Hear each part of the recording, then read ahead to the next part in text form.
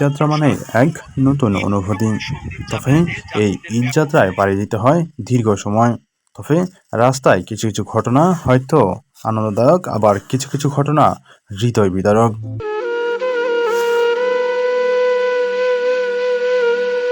স্ক্রিনে যাকে দেখতে পাচ্ছেন তিনি হয়তো কারো অচেনা নয়।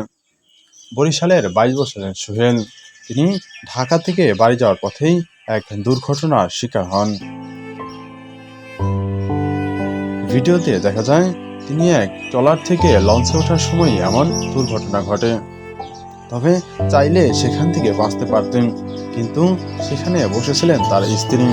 আর স্ত্রীকে নিরাপদ দিতেই তিনি স্ত্রীর সেফটি হয়ে দাঁড়ান। আর সেখানেই অপর একটি ট্রলার এসে তাকে সজোরে ধাক্কা দিলে তিনি আঘাত সহ্য করতে না পেরে সেখানেই মারা যান।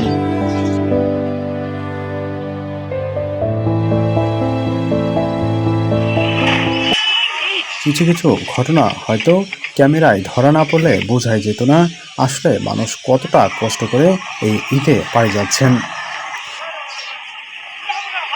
ভিডিওতে যাকে দেখতে পাচ্ছেন হোন্ডা থেকে নেমে রাস্তার পার হয়ে যাচ্ছেন, অপরজন তাকে ধাওয়া করছেন, কিন্তু শেষমেশ একটি বাসের ধাক্কায় পড়ে গেল।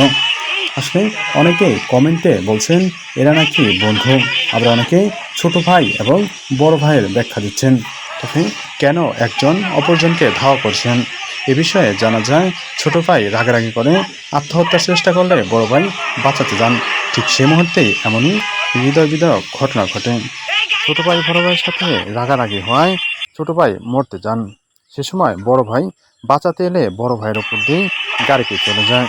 অনেকেই আবার এটাকে বন্ধু হিসাবে আখ্যা দিচ্ছেন। তবে শুধু এটি নয়, এরপরে যে দৃশ্যটি রয়েছেন সেটি দেখলে আপনি হয়তো অবাক হয়ে যাবেন।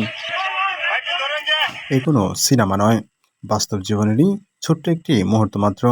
ভিডিওতে দেখা যায় একটি ছেলের কাঁধে করে একটি মেয়ে নামছেন। তবে কেন তার ওপর থেকে এভাবে নামছেন? তবে এ সূত্রে জানা যায় ট্রেনের বগির ওপর থেকে নামার জন্যই এই লোহার পিলার তারা ব্যবহার করেন।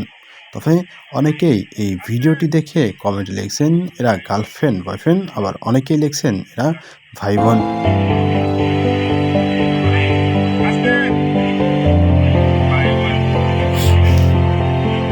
শুধু কি এমনই ঘটনা? না, কিছু ভোগান্তিকর ঘটনাও ঘটে থাকে বিভিন্ন জায়গায়। ট্রেন থেকে নামার সময়, নয়তো লঞ্চ থেকে ওঠার সময়।